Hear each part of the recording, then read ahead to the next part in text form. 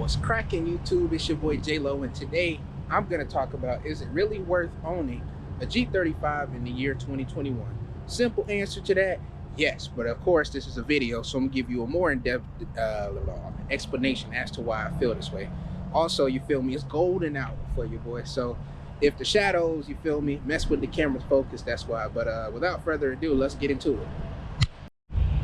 I'm gonna keep it a buck with y'all too, because I feel like I'm biting off my other video by making this one, but I have a lot more things to touch upon than to just, you know, say that you should buy a G35, or more reasons to ask why you should buy a G35.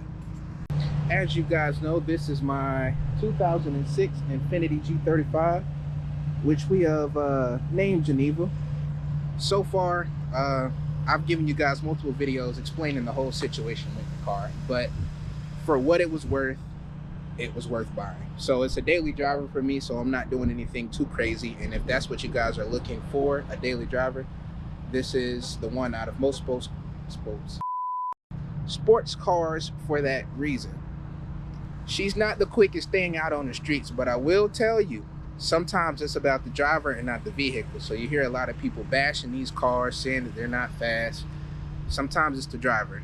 I have a manual, and the automatics, of course, you know, have the automatic advantage, but that's still no excuse. If it's somebody that knows how to drive a manual properly, it's not a topic of discussion. So I'm gonna just go ahead and put that out there. They're not super fast, but they will scoot. Don't get me wrong. Also, right now, due to the pandemic, these cars have shot up in value. So I don't mind giving you guys personal numbers. I paid $4,000 for the car, and the condition that it was in, I mean, it was worth $4,000. But everything that I've done to it now, as far as reliability, as far as cosmetics, I could easily turn around and make profit off of the car. You can go yourself, go look on Facebook Marketplace for what these are selling for. But don't let that deter you, because once again, for what the car is, it's well worth the price. You find a lot of these that are molested. You find a lot of these that are ran through, cough, cough, but they're not expensive cars. They're not expensive cars to fix, and they're not expensive cars to work on. Some of them sound like trumpets. Some of them sound like fart cans. I don't fall into that category because I have to daily drive it. So to have something loud and obnoxious, it ain't it. Don't get me wrong now. I can give y'all a little sneak peek now. She got a little bass to her, but it's not obnoxious like a straight pipe obnoxious. Let me give you guys a little snippet of it.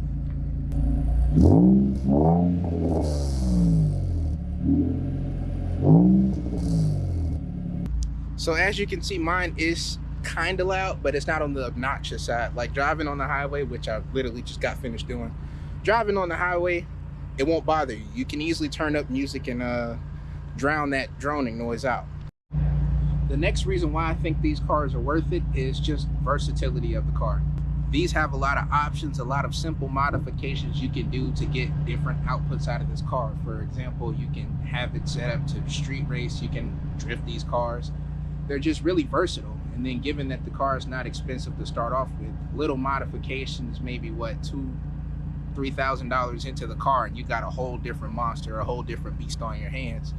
And as far as boost, I see a lot of these boosted around where I live at, but also on YouTube. They're boosted G35s everywhere. I get recommended videos like that all the time, and they handle boost pretty well. So if horsepower is the thing that's throwing you off about these cars, forget about it, because there's little stuff that you can do to make that car actually fast.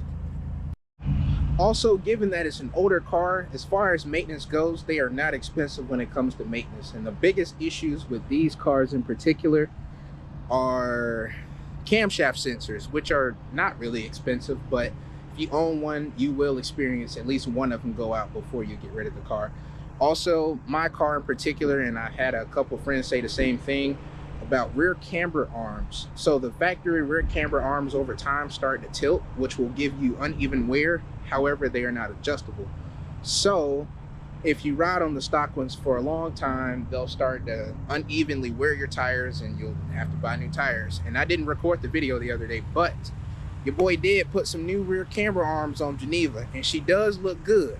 I attempted to record it, but the lighting did not agree with me, and then it carried over a little longer because the one of the arms that I had was kind of jacked up. But we made it work, you feel me?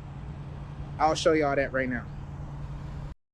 Excuse the exhaust, but if you can see the blue right there, that's the rear camera arm that I'm speaking about, and they were only about 70 bucks, but the best 70 bucks that I've spent on this car yet, because it literally made a world of a difference. It was a whole 360 as far as performance and drivability.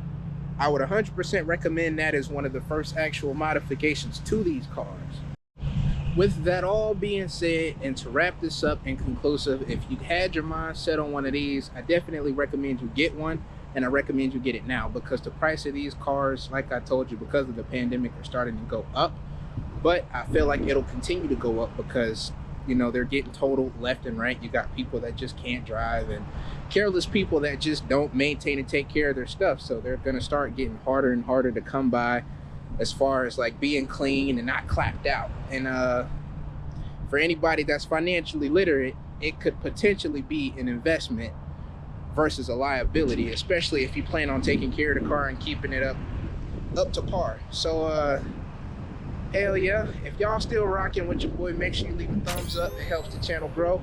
You got anything to say, comment down below.